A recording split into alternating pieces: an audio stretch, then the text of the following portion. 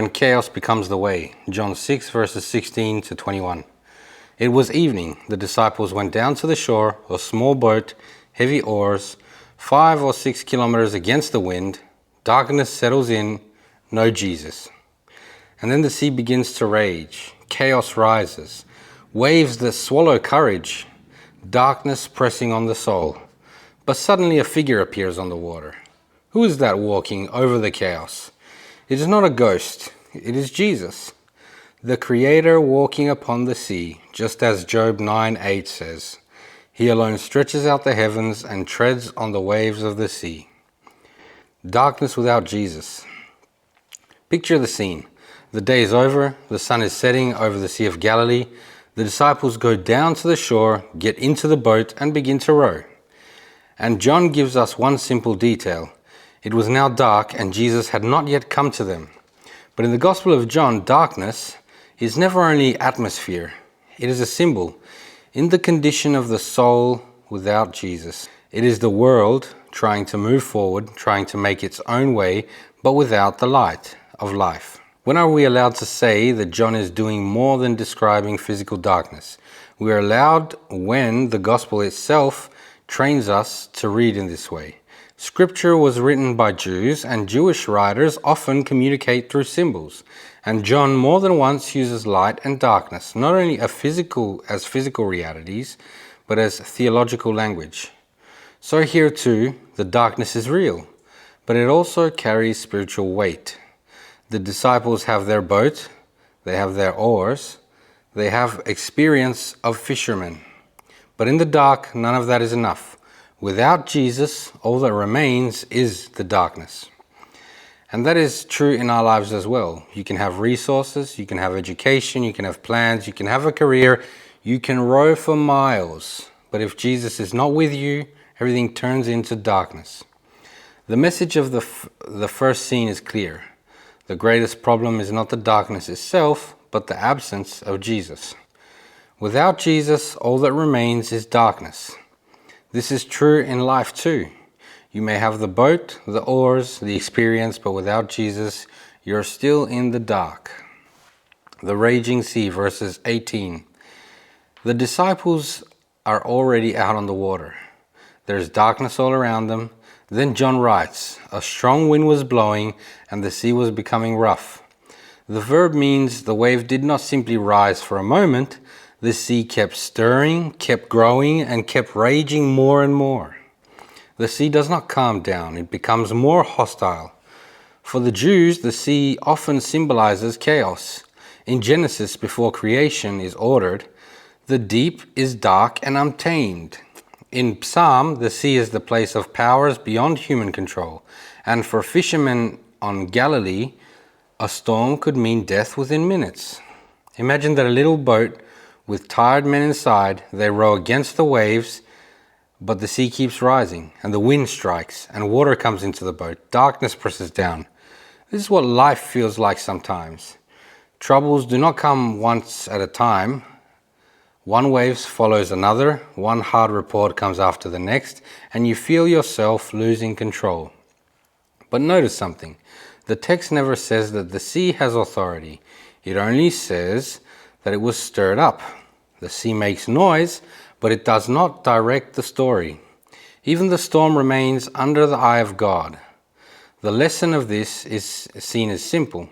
Do not let chaos define you. The waves have a voice, but they do not have authority over Christ. God upon the waters, verse 19. Now we come to the climax of the scene. John says the disciples had rowed about 25 or 30 stadia, about 5 or 6 kilometers. Think about that.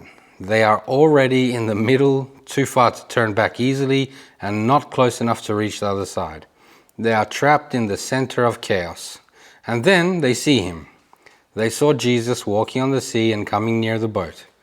The Greek phrase describes something impossible to human eyes. A man walking on the sea as though it were dry land. For Jews who know the scriptures, the echoes would have been unmistakable. Job 9:8. He treads on the waves of the water. Psalm 77:19. Your way was through the sea, your path through the great waters, yet your footprints were unseen. In Genesis 1:2, the Spirit of God was hovering over the face of the water.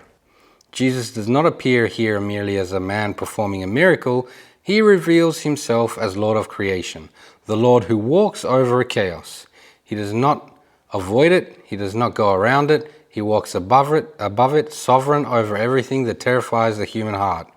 That is why the disciples are afraid. It is not only the storm, it is the realization that the one before them is more than a teacher. It is God himself drawing near. This is how Jesus comes into our lives too. Not merely to give us a better boat, not merely to hand us stronger oars. He comes to show us that he walks over the very waves that frighten us. The message of this scene is clear. In the middle of the storm, the greatest miracle is not that the storm disappears. The greatest miracle is that Jesus comes. He reveals himself as the Lord of creation. He does not only feed the multitude, he rules over chaos. The revealing word, verse 20. Now we come to the center of the whole scene. The disciples see him, they are afraid, their hearts are overwhelmed. And Jesus speaks first. He does not leave them in fear. He does not wait for them to calm themselves down, for in the middle of the waves he says, "It is I, do not be afraid." In Greek, some translate it as "it is I," a simpler identification, but in this setting it is more than that. It is the language of God. It echoes to the burning bush where the Lord said to Moses, "I am who I am," Exodus 3:14. So on the sea, in the chaos, Jesus is not merely saying, "It's me." He is saying, I am the God who rules over the waters. I am the light entering the darkness. I am the one who comes to you. And notice this, his word is not merely informative, it is performative. It does not only describe reality, it creates reality. The moment he says, "Do not be afraid," fear begins to melt, because fear cannot remain where the name of God is revealed. The application is direct for us. Fear dissolves not first when circumstances change, but when the word of Jesus enters the boat. The receiving that brings them to shore, verse 21. Now the story resolves. After hearing the words of Jesus, the disciples respond. John says, they were willing to take him in the boat, and immediately the boat was at the land to which they were going. The verb "were willing" is in the imperfect tense. That means that it's not just a passing impulse. They wanted to receive him, they longed to receive him, and they were ready to take him in. Now fear gives way to desire. Now chaos gives way to trust.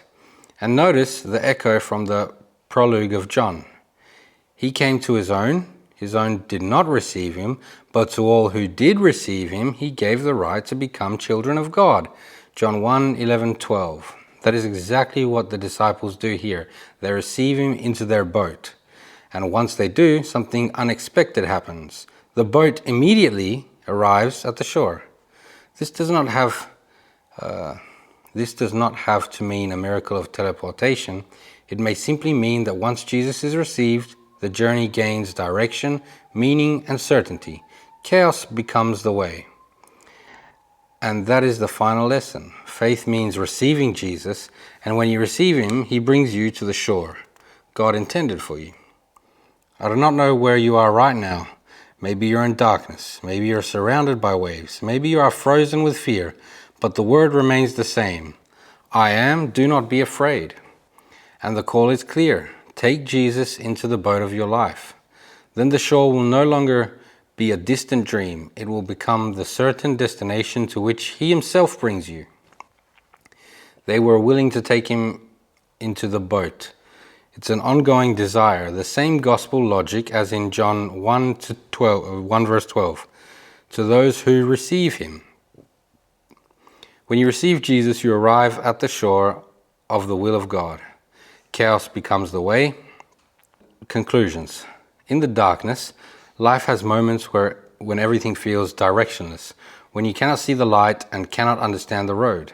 But darkness does not mean Jesus is absent. It is often the very moment when he is drawing near, showing you that his presence is more real than the darkness around you. Do not confuse your lack of perception with his absence. He comes. In the storm, each of us has waves that rises, troubles and anxieties, crises that seem unstoppable, but the good news is that Christ is Lord over the sea. The waves may shout, but they do not decide. Chaos may stir, but it does not have the final word. Let Christ define your sea, not your circumstances.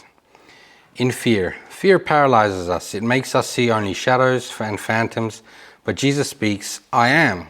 Do not be afraid. His word is not just beautiful encouragement, it is living power. It drives out fear and creates faith. Receive the word into your heart as the very presence of God. Faith. Faith does not mean merely knowing about Jesus or admiring his miracles. Faith means receiving him into the boat of your life, making room for him, letting him be the Lord of your life. The disciples received him into the boat. The question is, have you received him? That is the decision that changes everything.